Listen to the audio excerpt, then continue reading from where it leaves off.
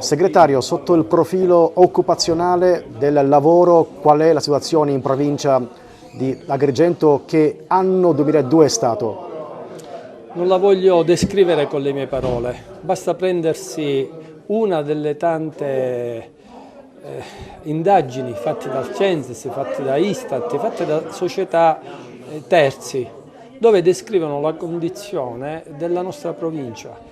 La gente migra, scappa, non se ne vanno più solo i ragazzi, se ne vanno intere famiglie, gente ormai matura, che manca pochi anni alla pensione, sono costrette ad emigrare, quindi vuol dire che il lavoro non c'è. Cresce la povertà. Oggi siamo al congresso della FLAI, che è la categoria più esposta rispetto alla precarietà.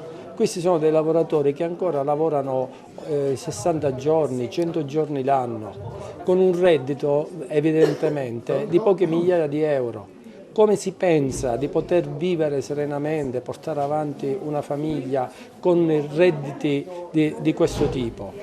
Allora bisogna invertire la rotta, bisogna fare pagare le tasse a chi non le paga. Noi abbiamo troppi ricchi a cui viene anche data licenza di evadere.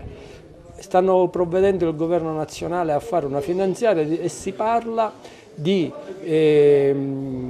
bonificare le cartelle per chi non ha pagato le tasse, di incoraggiare l'evasione fiscale attraverso anche l'utilizzo del contante, chi ha 5.000 euro in tasca da poter spendere, coloro che evadono, coloro che intrallazzano. Le segreterie regionali di CGIL e CISL e UIL hanno un incontro col Presidente Schifani e capiremo quale sarà l'orientamento di questo governo.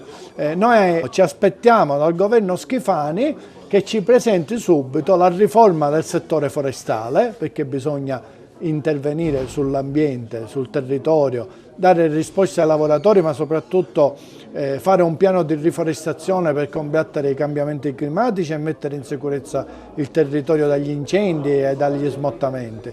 E ci aspettiamo che intervenga sulla bonifica, perché l'agricoltura siciliana ha bisogno di servizi importanti come quello dell'irrigazione. Il congresso di oggi ha affrontato temi importanti che stanno al centro del Paese. La questione della pace, dei diritti e anche le questioni generali che riguardano l'agricoltura e l'agroindustria nel nostro Paese. Naturalmente con risvolti territoriali e però per dare una prospettiva alle persone che rappresentiamo, alle lavoratrici e ai lavoratori del comparto agroalimentare, ma che comunque nel mondo del lavoro oggi sono in grande difficoltà per le questioni, per le crisi economiche e le varie crisi che ricadono sulle loro condizioni, sulle nostre condizioni materiali.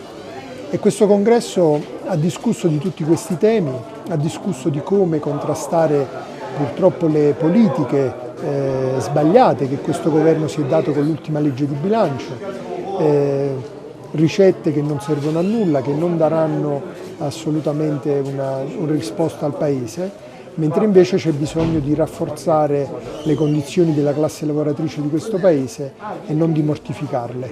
Per cui questo congresso ha anche deciso che andrà avanti con le mobilitazioni. Giuseppe Di Franco è stato riconfermato segretario provinciale della FLAI CGIL di Agrigento. Cosa rappresenta per te questa riconferma?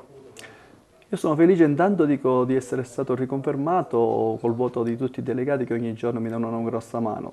La mia riconferma è un merito che va attribuito a tutti quei compagni e compagne che ogni giorno ci danno il loro apporto, facendo veicolare le nostre idee, le nostre lotte nei cantieri forestali, nelle aziende agricole, tra tutti i lavoratori. Diverse sono state le battaglie svolte quest'anno, la lotta per quanto riguarda i lavoratori dell'ESA, per i quali abbiamo ottenuto una legge che porta le garanzie occupazionali a 181 giornate. Ci sono state diverse iniziative sui forestali sui quali purtroppo non è stato raggiunto il risultato sperato. E per quanto riguarda i consorzi di bonifica, anche qui il governo regionale non ha mantenuto le promesse che ci aveva fatto.